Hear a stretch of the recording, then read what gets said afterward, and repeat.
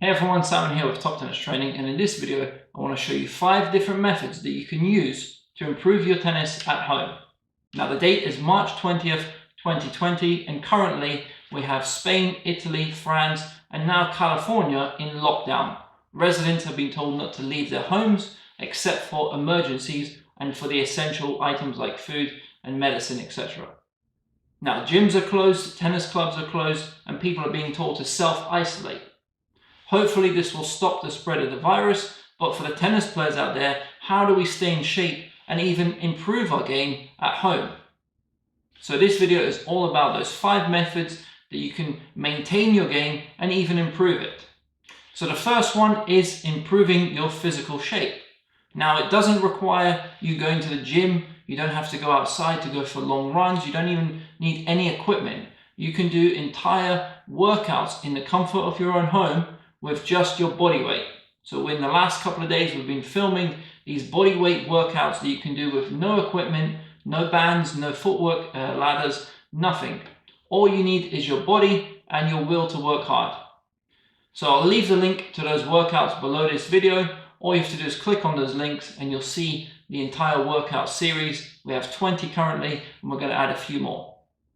Now mixed in with the body weight exercises, simple things such as different variations of press-ups, etc. We've added footwork drills that you can do on the spot. So tennis-specific footwork drills that require very little space. You're doing them on the spot, but it will make you faster, it will make you lighter, and hopefully it will help you when you get back out on the tennis court. And method number 2 is shadow swings. This requires a little bit more space. You don't want to be smashing your house to pieces while swinging your tennis rackets. Now, if the ceilings are a bit too low, you can even do these on your knees. It doesn't require a massive amount of space. You can modify it. Now, the first one is simply swinging your tennis racket like you would for your normal forehand, backhands, slices, even serves if you're doing it outdoors, if you've got a garden or if you've got a park where you're allowed to go. Now, the first method, you can do it with simply one tennis racket. This will be the easiest method and it might be the best way to begin. All you're doing is shadowing those forehands, those backhands, and when you're doing this, try to do it with real quality. Don't just do it like I'm going through the motion, but imagine you're in a rally situation, imagine you're in a match situation, the exact technique that you want to have, and in fact, this is a great way for you to improve your technique while you're not hitting those balls. You can really focus in on each segment of the stroke and really master that, so when you do go back out on the court, hopefully your technique will be a lot cleaner and you'll get rid of those little glitches in your motions. Now, if you have access to a mirror that you can do this in front of, that would be even better because it's instant feedback. You're seeing yourself in front of that mirror. Straight away, you're seeing exactly what's happening with each stroke. So to begin, we're going to go for 20 forehands, 20 backhands, 20 slice backhands, and 20 forehand and 20 backhand volleys. So we're going to go for 20 on each stroke and that will be one set. We're going to go for 2 sets of that just to begin. Method number 2 can now be done with 2 rackets. Now this is a little bit harder. You'll have to modify the way you're holding the rackets in order for you to actually be able to hold them and swing with some speed. So once again, we're going for 10 forehands, 10 backhands, 10 slice backhands, 10 forehand volleys and 10 backhand volleys.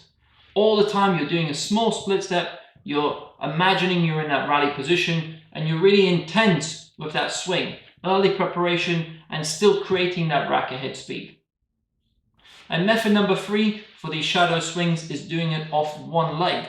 Now this will help you to improve your balance and this will make you more aware of what's going on with your body when you're actually preparing for your forehand and your backhand. So we're going to go for 10 forehands off the right leg, 10 forehands off the left leg, and do that for every single stroke. And method number 3 is improving your tennis knowledge.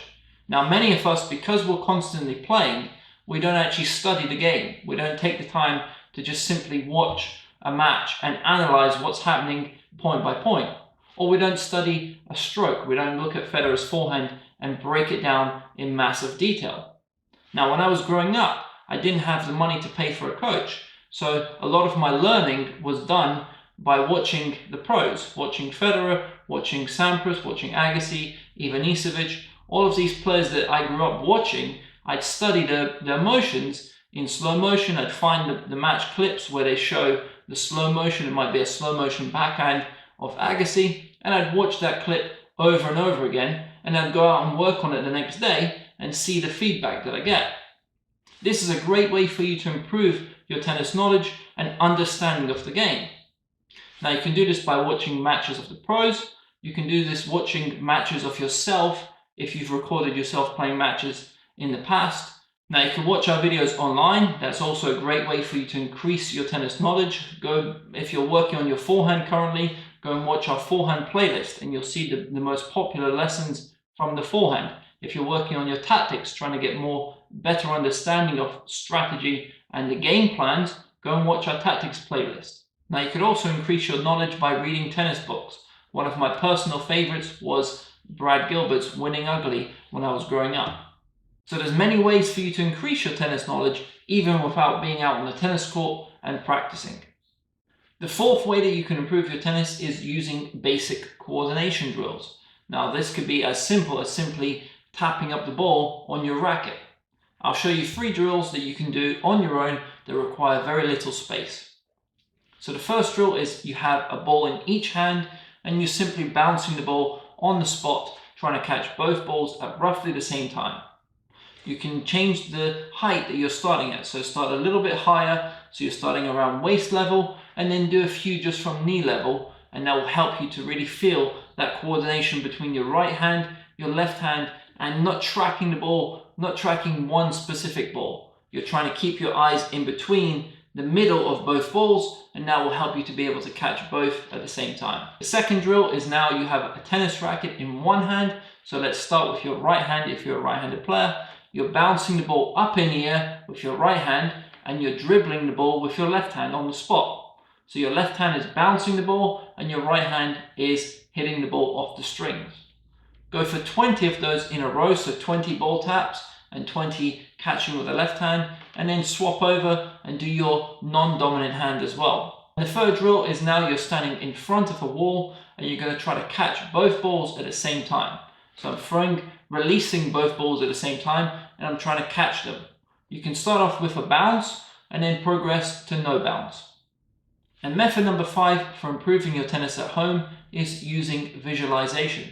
Now this is very much like meditation, but instead of focusing on your breathing, for instance, you're thinking about playing a match or hitting a particular stroke. So the best way is to close your eyes and imagine you're in that match situation.